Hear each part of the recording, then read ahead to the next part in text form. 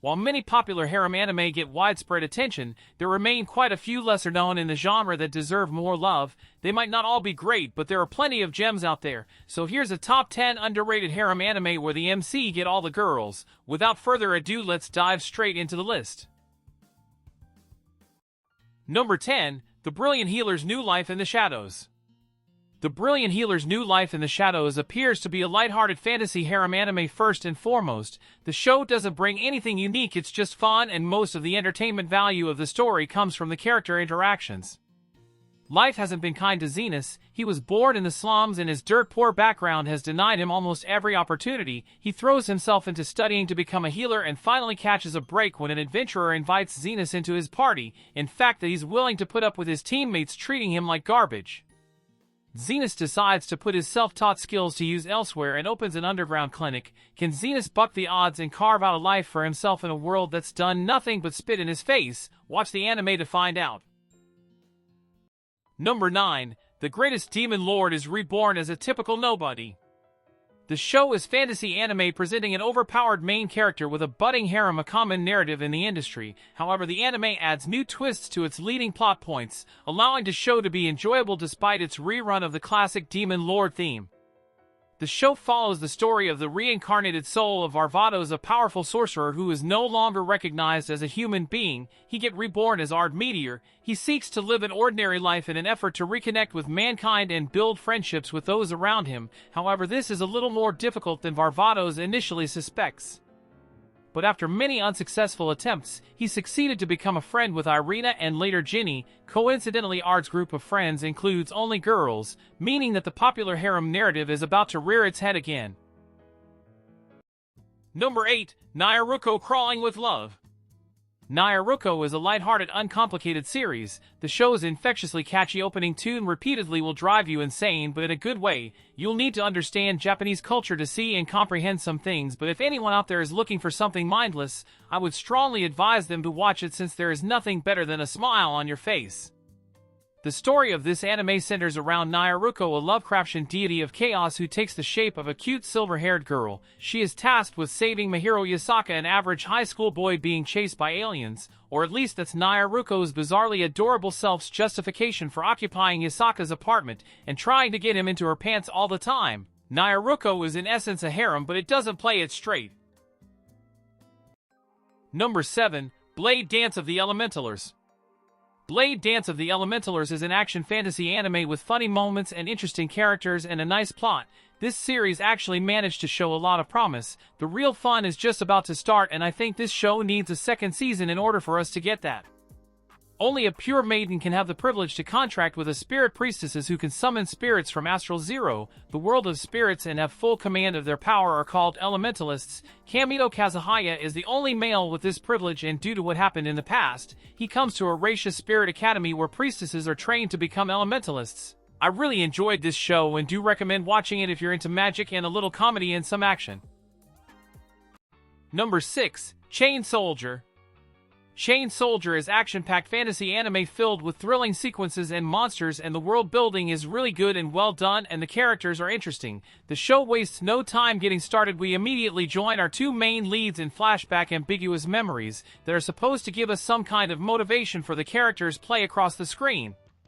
The world changed when gates to a strange world called Mato began to appear across Japan. Monsters called Shuki came through, attacking anyone they found. Some people were unlucky enough to get drawn into the world of Mato. That was until someone discovered the Mato Peaches to give girls special powers that shifted the balance of power, forcing men to step back and support the powerful women who would save the world.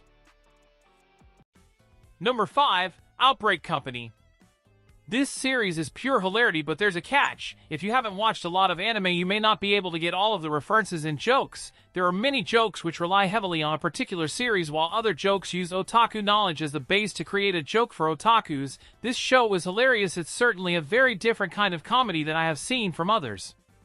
The story focuses around a boy named Shinichi Kanu, a former shut-in otaku who has a very huge knowledge of anime and manga and video games. One day he decides to look for a job and ends up finding a work that is hiring an otaku. However, when he meets his employer, he ends up getting kidnapped by the company and sent to an alternate world. The show also blends in some drama and romantic comedy and action sequences to make this series a very enjoyable time.